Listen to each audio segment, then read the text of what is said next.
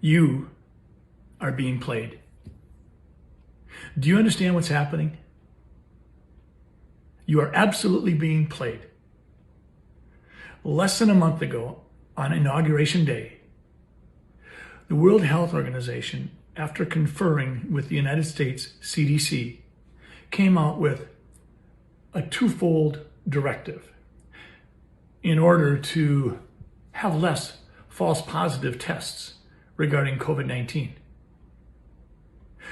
Throughout 2020, doctors and hospitals and clinics have been encouraged, if not pressured, to make the diagnosis of COVID-19 if we thought it was probable or presumed.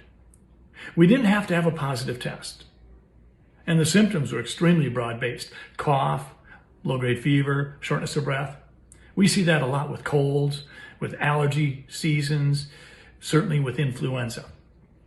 But that's all we needed to diagnose COVID-19. And that's why you saw influenza numbers plummet in March of 2020.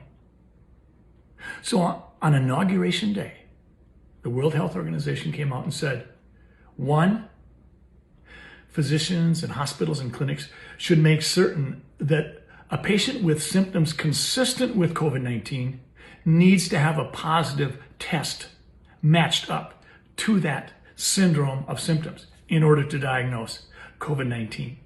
Well, you know what's going to happen. That's going to eliminate a lot of the cases, because no longer is it going to be enough to look at a patient that's got a cough or low-grade fever and say, well, you've got COVID. Now it's got to be symptoms consistent with a positive test.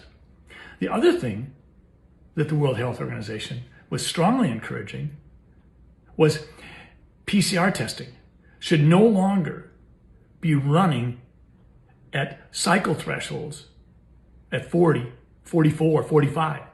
It should be reduced into the realm of what we normally would use. Understanding that PCR was never created to diagnose a viral disease.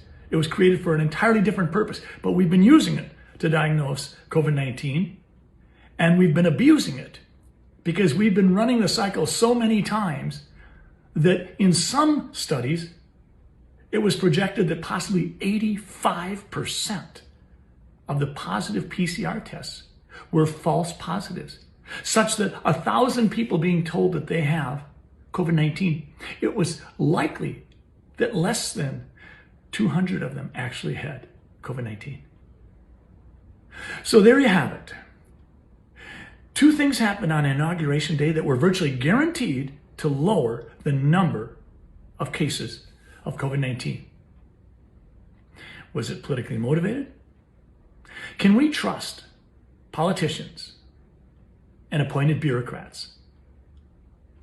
We've seen Governor Newsom out of California say the CDC says we can open up the schools and we don't have to have teachers vaccinated in order to do so safely. We've seen New York leaders say the same thing.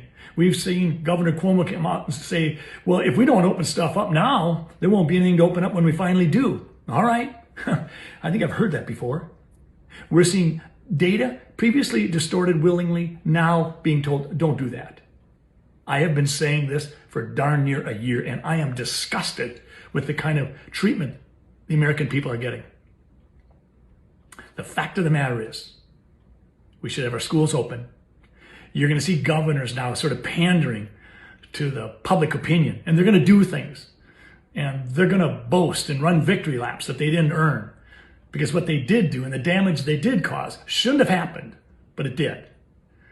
And on Inauguration Day, finally, there were a couple of steps taken to rectify an unbelievably corrupt set of diagnostic criteria by which to make the diagnosis of COVID-19.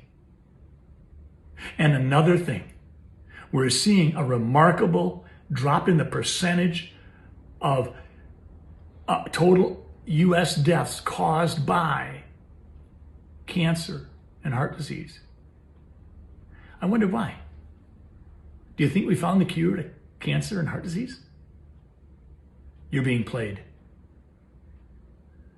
Have a good day.